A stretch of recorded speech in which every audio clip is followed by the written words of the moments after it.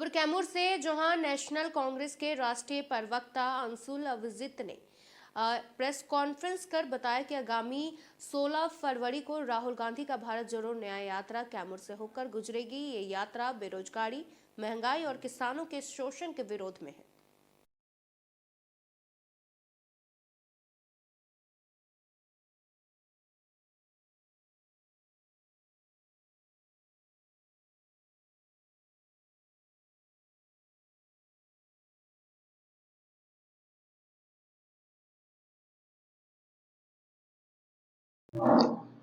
बहुत बहुत शुक्रिया आप सब जो आप यहाँ पर शामिल हो सके।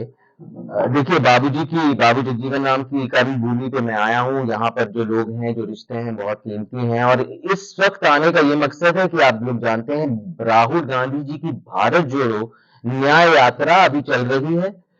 कल वो बिहार आने वाली है। इस वक्त वो तकरीबन 10 राज्यों से, रियासतों से गुजर चुकी है। करीब 60 75 जो जिले हैं वहां से गुजर चुकी है। और ये न्याय यात्रा का ये उद्देश्य है, भारत जोड़ो न्याय यात्रा का, कि सामाजिक न्याय कैसे इस मुल्क में लाएं, क्योंकि ये मुल्क विकसित नहीं होगा, आगे नहीं बढ़ेगा जब तक सामाजिक न्याय और हर तरह का न्याय, आर्थिक न्याय, जो आर्थिक विषमताएं हैं, जो गैर बराबरी है, जो ऊंच नीच है, जो यहाँ पर मुफलिसी है, जो बेरोजगारी है, जो यहाँ पर मंदी पड़ी है, जो महंगाई है, इसका सामना कैसे किया जाए, ये बात हम लोगों पर कैसे पहुंचाएं, इसका हल क्या होगा। क्योंकि ये सरकार, ये जो केंद्र सरकार है जो 10 साल से यहां पर बैठी हुई है, वो बिल्कुल विफल है।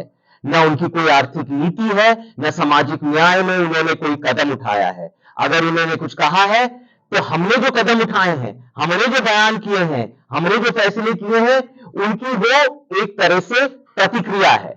वो उस तरह से उस बयान दे रहे हैं। और बयान भी कैसे, अगर हम सामाजिक न्याय की बात करते हैं, अगर आरक्षण की बात करते हैं, अगर जातिगत जनगणना की बात करते हैं, तो उनको समझ नहीं आता कि वो बोलेगी क्या। मोदी जी ये कहते हैं कि भाई जात यहां पर है ही नहीं, 4 वर्ग है।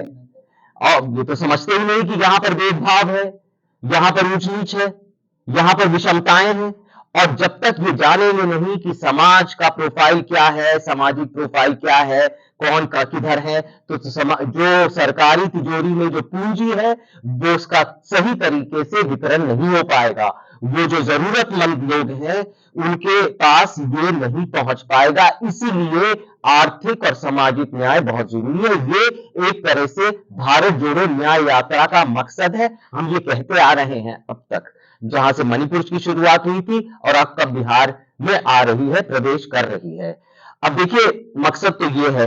अब मैं आपको कुछ बता दूं कि ये यात्रा कहां से आएगी। देखिए, कुछ कुछ मौसमी बारिश के कारण, मौसम के कारण इस यात्रा में यहां पर जो आएगी सासाराम की तरफ, रोहतास की तरफ, कैमूर की तरफ, इसमें कुछ तब्दीलियां हो रही हैं।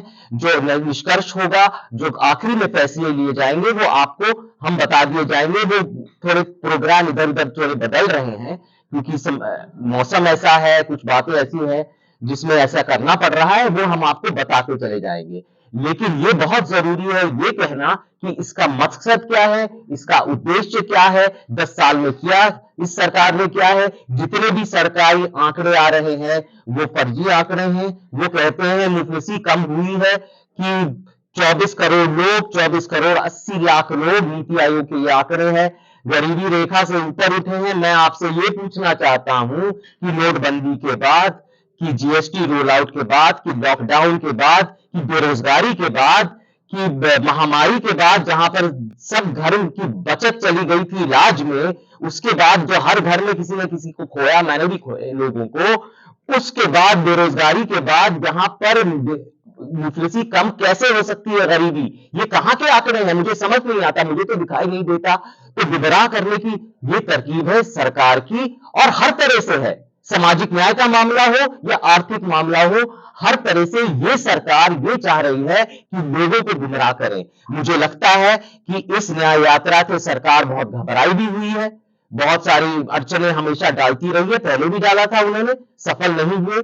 और पिछली बार जब मैं शामिल हुआ था भारत जोड़ो यात्रा में, तो जो हुजूम, जो जो ऊर्जा, जो उम्मीद, जो उमंग देखने को मिली थी वो शायद कभी कभी आधुनिक भारत में कभी हमने देखी है। तो वो ऐतिहासिक यात्रा थी, वैसे ही ये ऐतिहासिक यात्रा है।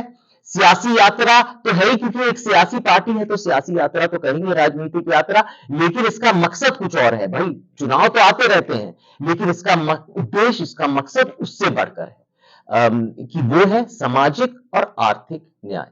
बहुत बहुत शुक्रिया। अगर कोई सवाल। क्या कुछ तैयारियां चल रही हैं जो कल यात्रा होने वाली है 16 तारीख को, उसको लेके क्या कुछ कैमूर कांग्रेस की जो टीम है वो क्या कुछ कर रही है? नहीं, कैमूर कांग्रेस की टीम साथ बैठे हैं, सुनील जी, आलोक जी यहाँ पर है, सुदर्शन राम जी यहाँ पर हैं। ये टीम बिल्कुल कर्मठ है और एक तरह से निष्ठा और प्रतिबद्धता के साथ यहाँ पर तैयारी में एकजुट हो रही है। यहाँ पर एक खाने का इंतजाम भी हो रहा है, जगह जगह पे राहुल जी का स्वागत होगा। देखिए, ये यात्रा लोगों को बताने के लिए है कि इस मुल्क में समस्या क्या है। कोई कांग्रेस पार्टी के जो जो नेता हैं या कोई और लोग हैं, सिर्फ उनका स्वागत का ये मकसद नहीं है, तो ये इसका मकसद ही कुछ और है और लोगों को इसीलिए जुटाया जा रहा है और इंतजाम इसलिए हो रहा है, गेट बनाए जा रहे हैं, उसका प्रचार हो रहा है, गांव गांव में लोग जा रहे हैं और बढ़ता रहेगा। अभी तो है यात्रा।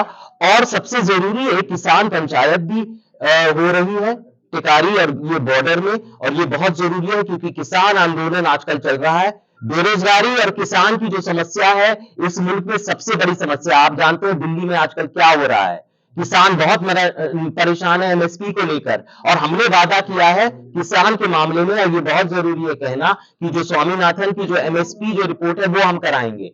मतलब पूरा अगर उनको इस तरह से एमएसपी मिलेगा, और ये हम गारंटी कराएंगे, ये कानून में लाएंगे, ऐसा संशोधन करेंगे, ये हमारी गारंटी है। आप जानते हैं जब हम कुछ कहते हैं वो करते हैं। कर्नाटक ने यही किया था।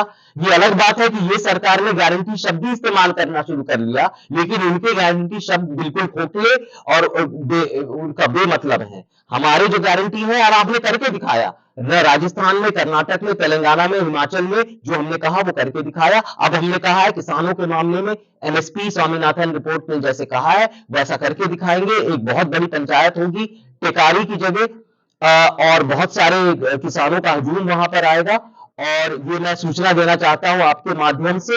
और इस तरह से हमारा संदेश किसानों के लिए भी तरफ पहुंच पाएगा और उनकी जो समस्या है वो भी हम जान पाएंगे।